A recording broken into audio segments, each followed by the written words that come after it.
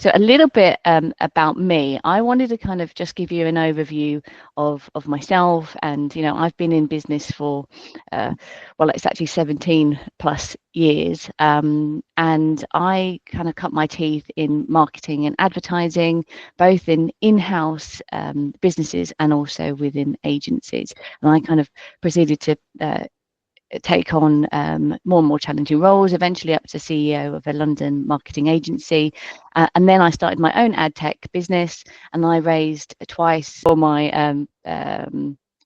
own business, which I'm going to kind of touch on all of the different elements from, marketing your business to getting investment and all the key things that you really need. And it's a challenging environment, so we're going to cover a lot today. So for the moment, if you guys can all go on mute, that would be great.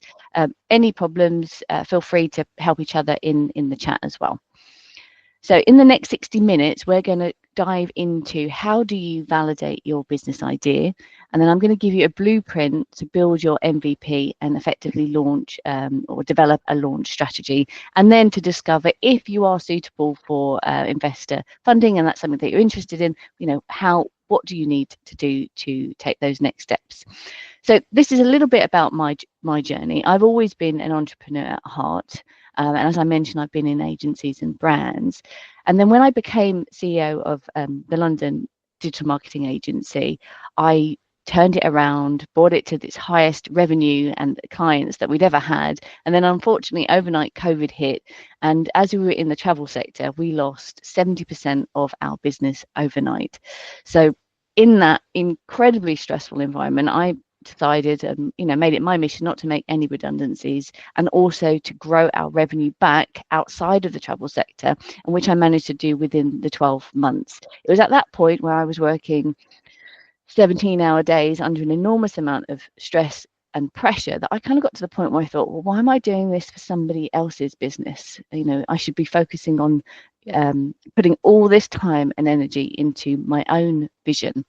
So when I did that and I started my own ad tech startup, the challenges that I faced were not about launching the business or building the tech or the sort of the prototype. The real hurdle was actually getting in front of customers. And my customers, as it was a marketplace, was brands and consumers. And then also getting pitch ready was incredibly difficult and very time consuming, because I wasn't following a structured program, and I was relying on my own research until I found a consultancy. And then I paid thousands of pounds for their support and their guidance of understanding what do I need to do to pitch and to raise money. So a little bit about me and my background. I've been through a huge amount of personal challenges over the years. So I thought, I can take this on. I can build a business, run the business, and do the investment all at the same time, because I have relentless determination. I've got a very strong work ethic. So what I didn't expect was burnout. And one of the key things I want to talk about today is, with everything that we do and everything that you do as a female founder, always to have a mindset that it isn't a sprint, it's a marathon. And so what that means is you do also need to take care of yourself. With all the different things that we have to juggle, it's really important to manage your self-care at the same time. Now, I say this because I've learned it the hard way. Self-care was something, personal development was always something I'm really interested in, but I put it on the back burner because I didn't see the value. I didn't think I had enough time.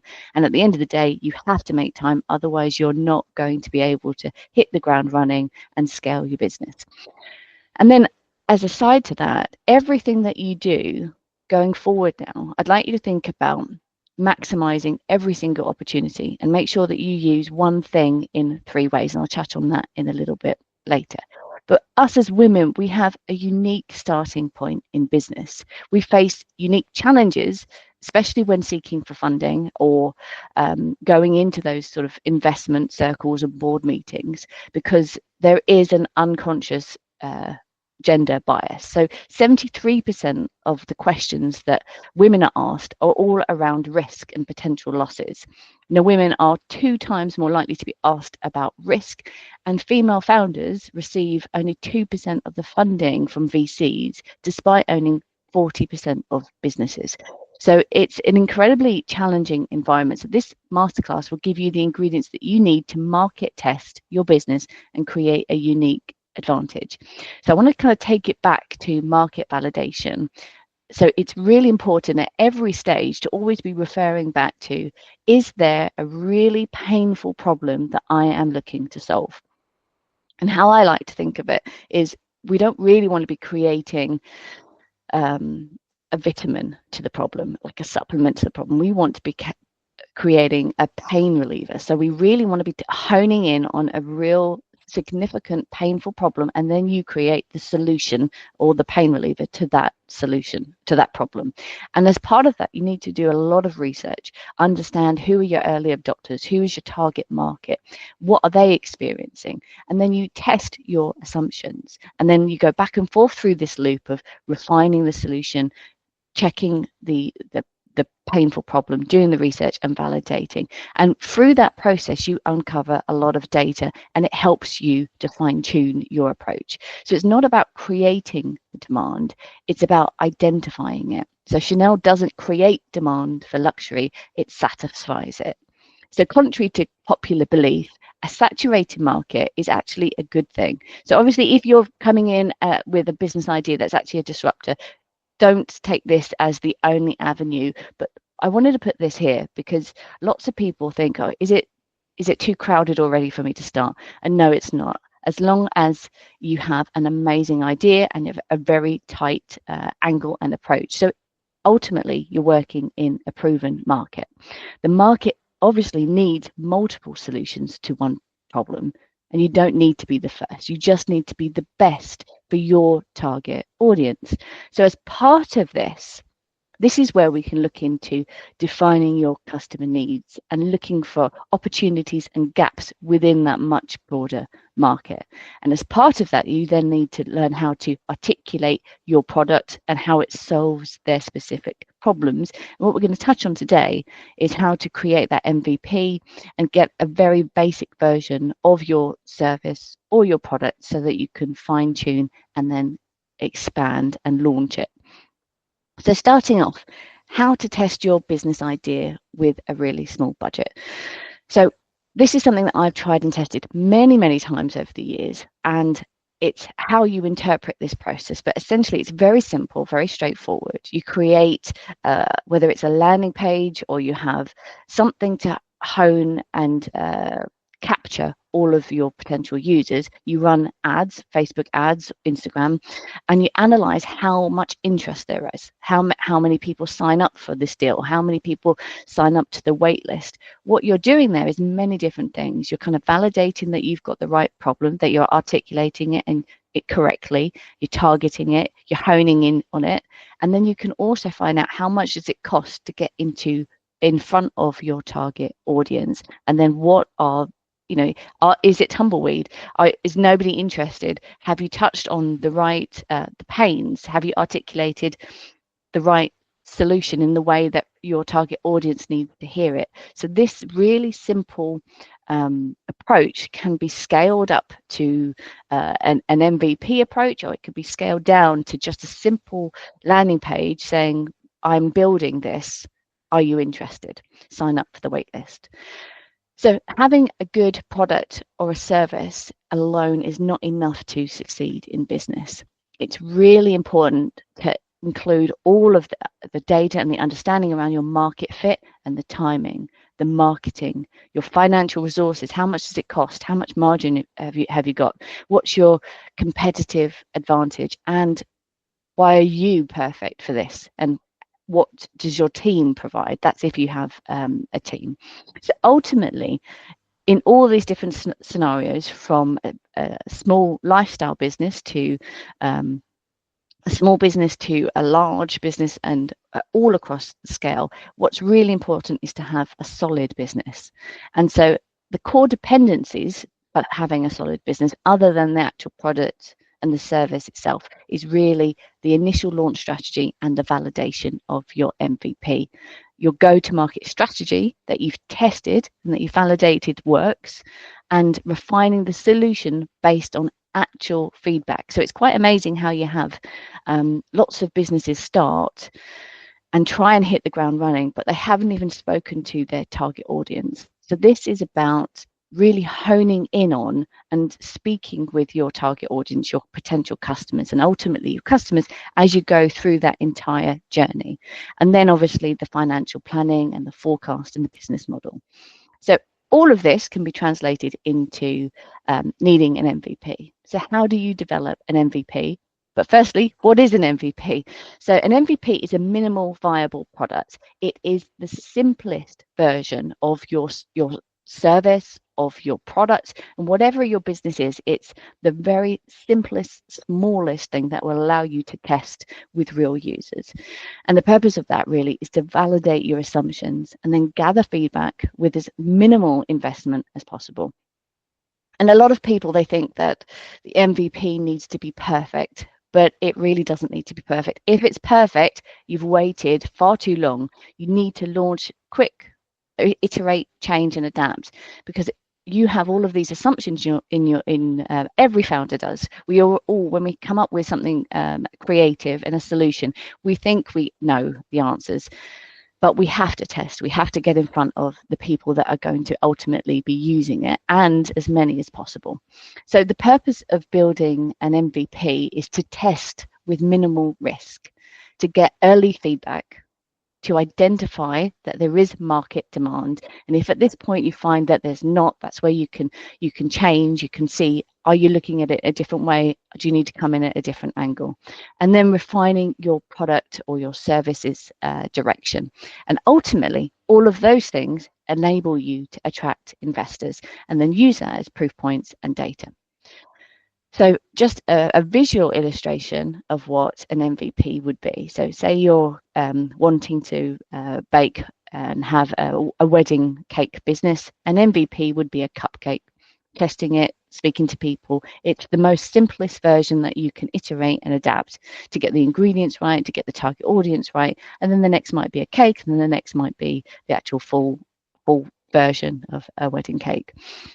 And you can also break down the MVP into different stages. So the first thing, as we started at the beginning, really is identifying the problem and then validating that your target audience has that problem and what are their specific needs around it.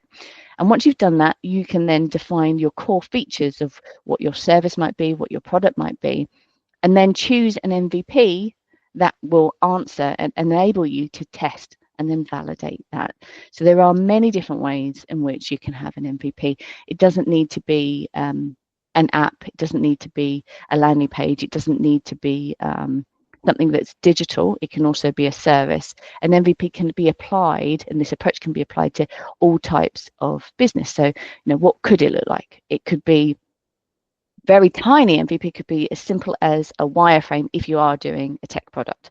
It could be an image, it could be a taster service, it could be giving away some things for free to get feedback on what you think your target audience would want. So anything could be a freebie of your service. It could be a mock-up of your product. It could be an image of some clothes. It could be one element of your service. And then a basic version would be, for example, like a basic prototype that's really limited. It could be just a click through of some screens to illustrate what your app might eventually do. Or it could be a sample, or it could be an almost free offer or free. And then small might be like a working prototype, something that if it is an app or it's a tech, an actual solution that is very early stage, or a service offer with a strong discount, or a partnership offer, or a tester. So there's lots of different variations, but the whole point really is to think about how can you get data.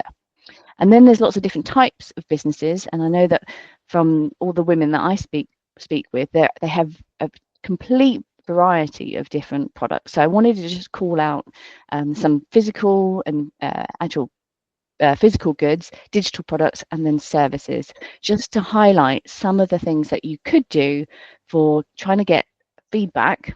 And the whole purpose is, if you've launched something already and you're not getting traction, it's probably because you've missed this step.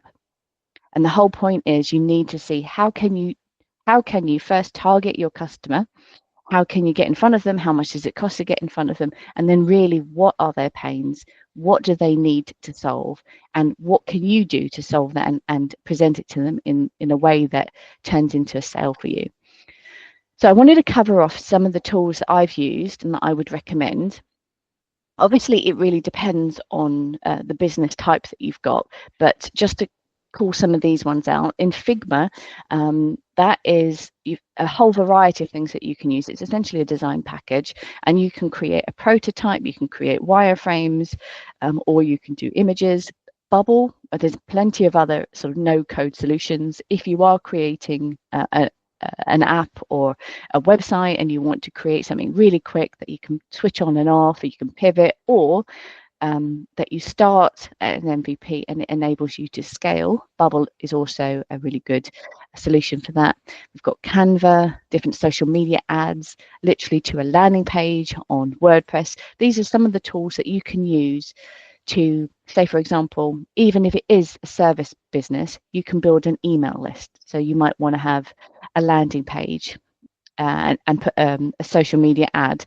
You create the ad on Canva, you push it live on Meta, you send the traffic to a landing page, or you create a sort of a digital giveaway in exchange for their email. And then you test, you iterate, and you adapt, and you speak to your customers. So what are you trying to achieve in this process? You're looking really for initial feedback and validation of both the problem and your solution, validation of your target audience, and then ultimately the cost per acquisition to get in front of your audience. So how much is it going to cost you to get an email address? How much is it going to cost you to get a customer or a potential customer? And then you want to validate the channel that you've used to reach that audience. And there's lots of different things that we talk about in the group around, how do you find your audience? How do you do your market research? And where are they? But this step is really to start to think about, am I looking in the right places?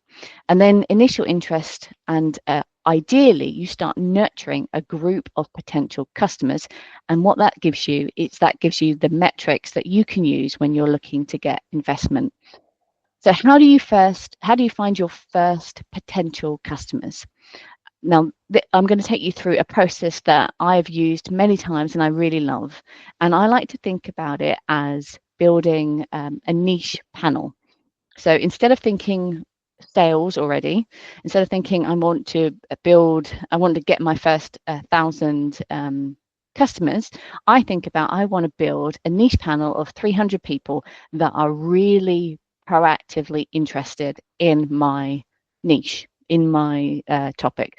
For example, if it was I launched in a niche within ad tech of beauty, so I built a panel of people who were interested in health and beauty products. So I went down and I could specifically target people that were passionate about beauty products. And essentially you define your target audience. You try and get in front of them, whether that is via your website, through a landing page or an offer, in whatever way works and supports your business. And then you run targeted ads to that landing page and offer them, and this is the process that I would recommend you do, to an incentive to complete a questionnaire. They complete a questionnaire. You have a mix of open-ended questions and closed questions, really looking to validate what it is that you're looking to support them with. Find out, what are their pains, what are their problems, what would they pay, what are they most interested in, what do they use at the moment, like what are they already doing to solve that problem. And then and the incentive could be, say, for example, you win a chance to have £150 worth of Amazon vouchers if you fill out this questionnaire. They fill out this questionnaire, and at the end of the questionnaire, you put on there, 1, are you happy to be contacted again? So that you can then nurture and build a relationship with them. And then 2, this is the key thing that's really useful, is would you be happy to have an interview? So the reason I'm so pro having interviews with your potential customers is because every single person that I had an interview with became my brand ambassador. They absolutely loved my startup. They bought into me, they bought into what I was doing, and they were raving fans. They then spread that through word of mouth, and they also flagged to me if anything was wrong. So if something happened to my app, they were the first person to say, there's a problem here, or I've spotted this, in a very friendly way. So it's really important to get in front of your target audience and to build that relationship.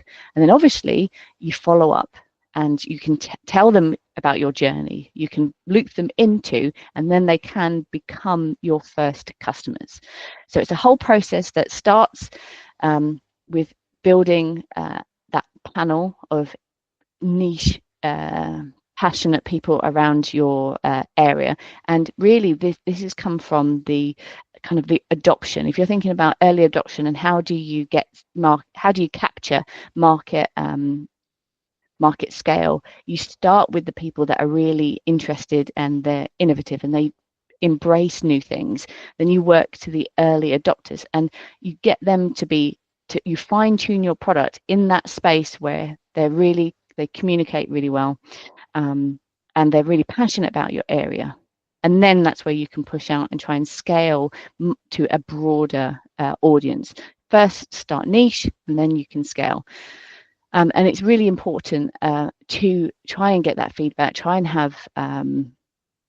target the people that will communicate in the way that you want them to communicate.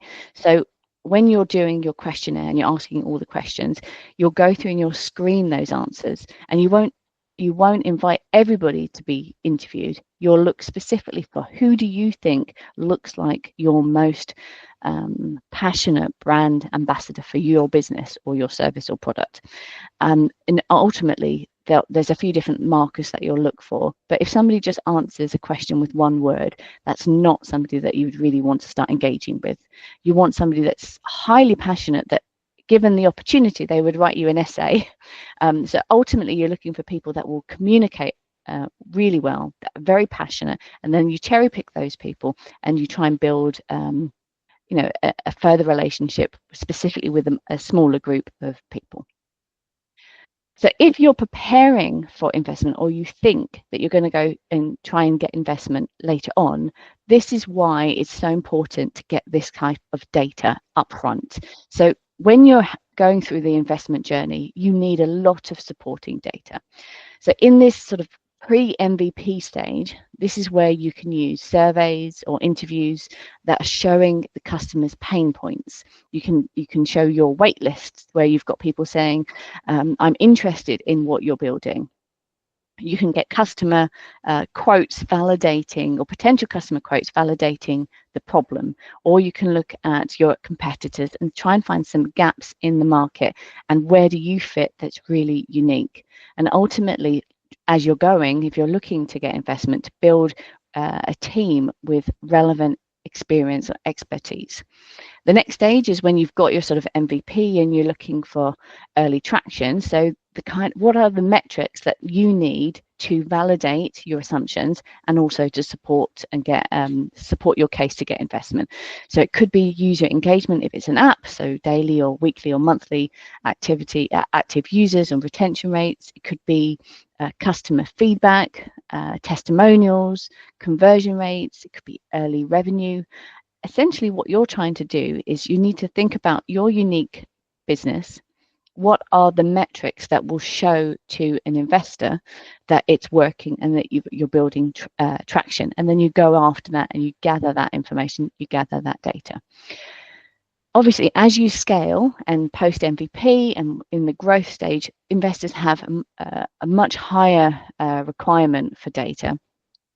And that will be around sort of revenue metrics, customer acquisition cost, churn rates, lifetime value, and partnerships. Then the growth stage, financial metrics, customer metrics, and expansion metrics. Most of the people that come in the female founder collective are not at the sort of scaling stage, but we do have some that are going sort of for Series A, but a lot of the people are thinking, right, I'm in ideation, I'm in MVP build, or I'm in launch.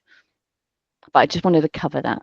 So remember, it's really important to start testing early. Focus on core feedback and core features and the feedback from your customers, and then embrace the relationships, nurture them, stay flexible and adapt, and document everything. What's really important is that you build whilst you're testing. And if you plan to seek investment, add in network whilst you're building. Too many founders, because we don't know and because there's not a huge amount of information out there, and the market has changed, which I'm going to touch on in a minute, don't know that this journey takes a long time. So investment takes a long time. And so it's really important, if you're in this building and testing phase, to add networking with potential investors as you're doing this. And then everything you do, make sure that you're able to use it 3 ways. For example, if you're building an MVP, use it for your pre-launch, which is getting potential interest from a panel. Use it for your launch, getting the customers on board, and then also use it for your fundraising. If you've built a panel, use it to validate your assumptions. Use it to get your first customers, and then also to get referrals, word of mouth. Give them an incentive to share and to refer a friend. And then if you're trying to find an investor, make sure that they're all 3 things: a mentor, an investor, and also a connector, so that they can connect you and they've got the right network to connect your business to other potential investors. So female founders can grow their businesses by having the right strategy, support, and preparation, regardless of the industry gender biases. But it's so important to have the right strategy for success. So how do you find investors who actually fund female founders and invest specifically in your industry, your niche? So before we kind of dive into this, I wanted to kind of give an update on where we are as from a global perspective on investment. So this is from the US, and it's taken from 45,000 startups, and it essentially shows that it's very challenging right now, and it's actually very difficult. Q1 of 2024 raised only 19 billion versus Q4 of 2021, which was 68 billion. So it means less startups are actually able to successfully fundraise at the moment. And then 42% of seed rounds in Q1 of 2024 were bridge rounds. So what that means is you've got pre-seed, seed, and Series A and beyond. And in the seed round is where they have already got a product and they're trying to scale. And they're looking for investment to get real product market fit. And what it means is, if they're bridge rounds, it means they're not able to raise the full amount of money that they would like to, for various different reasons. Whether the market environment is difficult, where investors are not wanting to invest, they're not willing to be as they're more risk averse, or that their valuation of their business has dropped, and if they were to raise at the full amount and from the valuation that they've got, they would be giving away far too much equity. So a bridge round is a much smaller round that's kind of connecting the 2 rounds. And then finally, in Q1 of 2024, that we had the highest down rounds in the last 5 years. So what a down round is when you have a valuation 1 year and you improve the you improve your business, you build out, you get traction, you've got you put more data, more revenue, more customers. All of these metrics inform a valuation. You're pushing your business forward, and then the next year your valuation is higher because you've all of this investment in time and money that that you've achieved. Well, a down round means that you previously had managed a higher valuation of your business, and now you have a lower valuation of your business.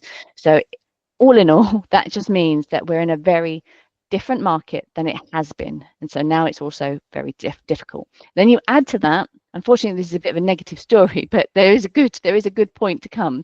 But from a female perspective, females from a VC investment angle have only had a tiny percentage of investment go to females, and that's largely because of the gender bias. The investors are largely, the majority are male, white males, and therefore they tend to invest in other males.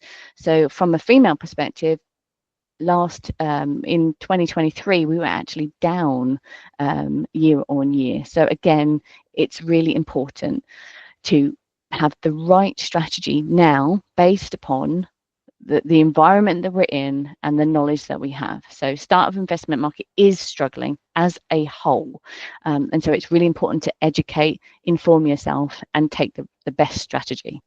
So the best strategy is build a solid business, products or service, strategy, test and refine. Plan for the gender bias, and then get smart with your investor outreach. So if you are seeking investment, it's really important to research and to allow as long a time period as possible. I would say 18 months, and then track, follow up and iterate and share and build those relationships. It is about relationships, and it is about networking, and it's about understanding your niche and what do the investors look for in your niche. So when you're researching target angels and VC firms, you want to look for VC firms or angels that have a proven track record of funding women. Female Founders Fund, there's lots of different angels and VCs that are now specifically saying, we see there's a problem, we are looking to actively invest in females. So that's the first thing that you should do, is look at who is supporting females, and then also who is investing in your industry or your niche. It's really important to know that investors tend to invest in what they know, and so that will be a specific sector. And so there's no point in you spreading all of your research or your outreach across the board. You want to pick and hone in on, to make the most effective use of your time, on the people that would invest in you and that do invest in your industry or niche, and then take the time to nurture, to build trust, and ultimately share data from what you're testing and you're iterating and you're building back with the investors. To connect with female investors and allies through LinkedIn is really good. So you should optimize your profile. You should put on there, if you're raising, it's pre-seed or is it in the UK, SEIS or EIS. Do your research, make sure that everything that, if an investor comes upon you or your social channels, that it's all singing from the same hymn sheet. Submit your pitch deck to relevant angels, VCs and funds. And if you have no experience in this area, whether it's scaling or getting investment or launching, outsource your expertise if you have the money. If you don't have the money, this is where you should seek support to fast track your approach. I've learned it the hard way from an investment perspective. I've obviously grown all of the marketing and the launch and the MVP over my career, but there is a cost of time and knowledge. So it's really important to take guidance. Now, apply to take part in accelerators and pitch competitions focused on underrepresented founders. And it's really important to be selective and build meaningful relationships with the right investor. There's no point in building those relationships with people that are not interested in the niche that you're building your business. And so don't chase every opportunity, because that's only going to dilute your focus and ultimately your equity.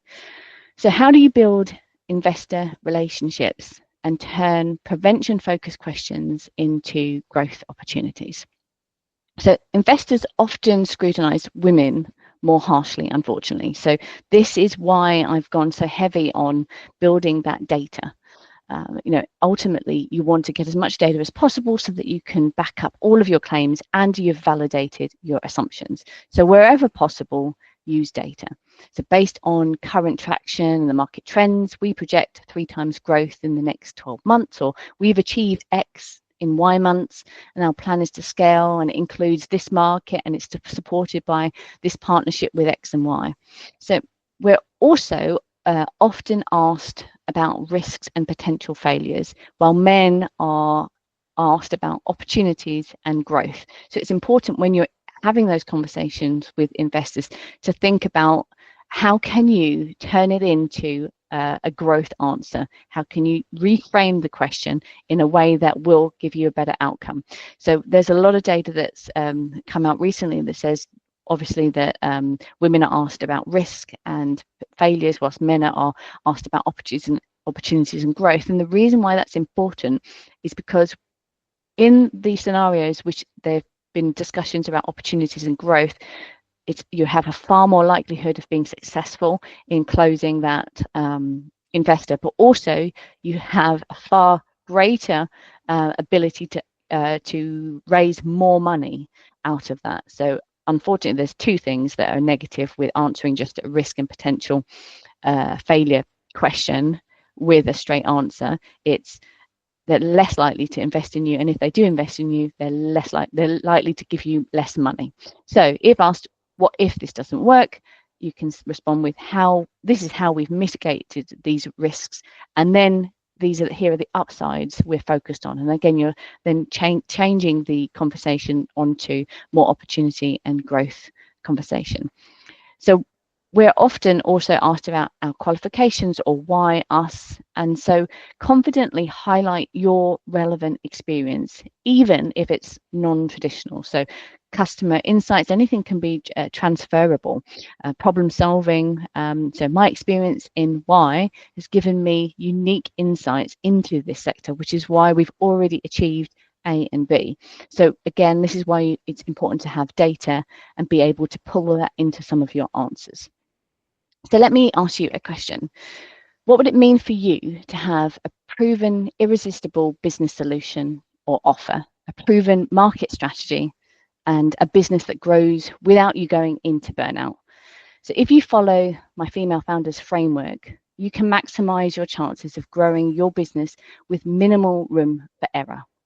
So what you get inside of our Female Founders Collective is daily live support calls. So we go into marketing, we go into strategy. So Monday's marketing, Tuesday strategy, MVP and prototypes and investment, and then a Friday we have open sort of questions and Q&A. We also have a fundraising course that takes you through all of the components that I needed to understand and learn the hard way. It's all together in a sort of a 6-hour course, but split up into lots of different sections, so you can see what do you need to do, how do you build your pitch deck, what assets do you need, what's important, how do you do your outreach, how do you select your investors, and really educating you on all of the stages and pre-seed, seed, Series A, and the different types of investors and what they're interested in. And then I have over 1,500 investors in a database for you to go through and have a look and see who is relevant to me, who's in my industry. We have pitch asset templates. There's a lot of templates for you to start using and trying to make your experience a lot easier and smoother.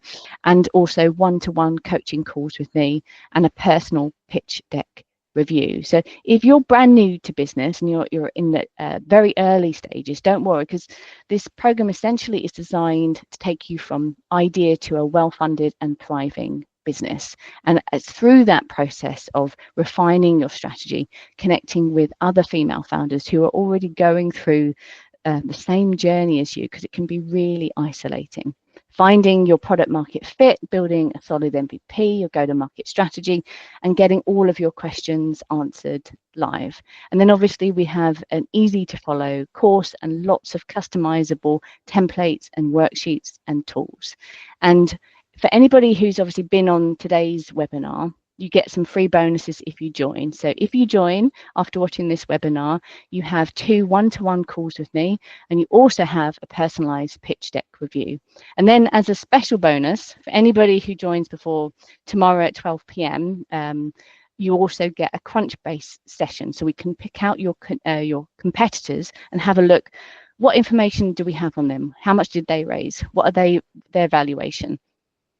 Who are their investors? What niche are they in? And also then collate from Crunchbase a personalized investor list for you. So to get the best likelihood of success and getting investment in 2025 by optimizing your offer, your marketing, and your scaling strategies, as a new female founder, you've got 2 options basically. The way I see it is you can do it on your own, You try and figure it out. You can go through months of trial and error, trying different business models, or sending pitches, hundreds of pitches before you get a reply, or you can join a community led by a female who's already been there before. Follow a step-by-step roadmap and get feedback on your progress from someone who knows the ins and outs of startups, scaling, marketing, and funding. But the real question is, how fast do you want to build a successful business?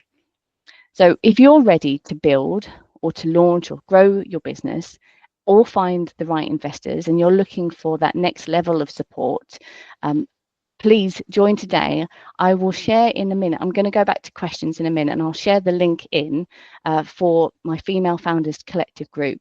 At the moment, I've got a discount of £150, or is now £150. It's going to go up back again to 210 very soon. And don't forget the cost of not doing it. So loss of time, money, trial and error, low amount of customers, no data to validate or use for your investor traction.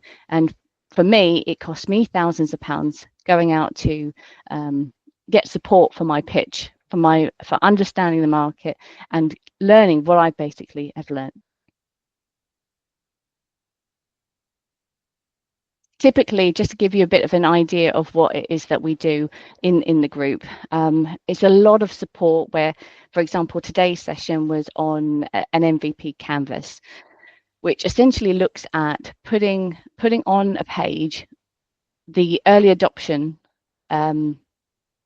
process. So how do you find your target audience? How do you bring them into your how do you get hold of them? How do you get in front of them? And then what are you looking to validate? And there's many different things that you need to do. It's obviously a little bit overwhelming for people that are new to this process. Obviously, for me, this has been something that I've been doing over my entire career. And so these things are simple to implement if you know what to do, but often can be really challenging if you're brand new to this. So I'm gonna send. Let me see if I can give you a link. So this, I'm going to give you two links. I'm going to give you a link to join. So just put that into the chat now. This is the Female Founders Collective group, and when you go in there, you can just click through to the link that's there, and if you click the yellow button, that then takes you through the option to join. You can join on an annual basis, you can join on a monthly basis. It's flexible, but obviously if you join on annual, you get some cost savings and you can leave at any point. If you're still thinking, I'm not really sure about, whether my business is suitable, whether this is suitable for me, then I'm opening up 15-minute discovery calls just so that you can go through and we can have a look and see, are you really suitable for joining? So let me just put that into the chat now. Can you guys see the chat? Okay. Oh, okay. So if you scroll up, let me those two links are in there. And any questions, feel free to ask.